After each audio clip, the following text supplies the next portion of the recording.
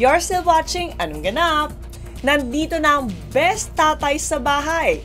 Pinagbibidahan at idinirect ni Jano Gibbs, siguradong tutumba ka sa kakatawa sa pelikulang Itutumba Ka ng Tatay Ko. Jano Gibbs, Anong Ganap?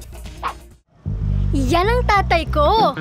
Mabait, masipag, at higit sa lahat, matapang! Ito'y for the whole family. It's an action comedy.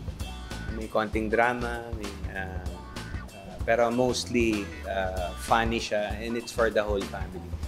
Tungkol to sa mag-ama na laging binubuli at sa bandang huli medyo nakakaganti na sila.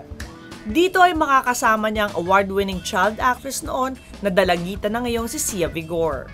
Matagal na kaming dapat may movie ni Sia na hindi natuloy. So happy kaming dalawa na. Noon pa, mga 2 years ago pa kami nag-uusap ni Sia na sana shoot na natin yung project, hindi na natuloy. So this time, dito na kami nagkasama. So very happy kami dahil nga taon na kaming excited na magsama. First time niya, ito ang first full comedy ni Sia. So medyo binintayan ko kasi alam ko sanay siya sa drama. At ipapamalas niya sa atin sa kanyang unang pagsabak bilang direktor ang comedy na tatak Jano Gibbs. Binabalik ko yung dating comedy kasi ngayon kadalasan rom-com na lang, 'di ba? Mga rom-com or Sina Vice ganda, ganun. So binabalik ko naman yung may panlalaki, may action ng konti, yung comedy na maiintindihan ng lahat. Ganun. Ganun lang naman.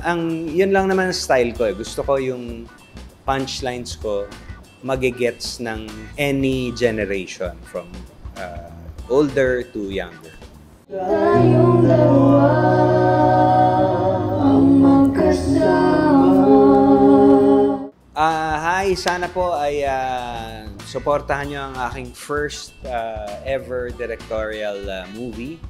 Ito po ang Itutumba Ka ng Tatay Ko, starring me and Sia Vigor.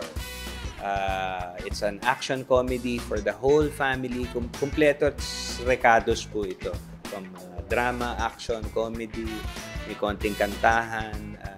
Matutuwa po kayo, promise.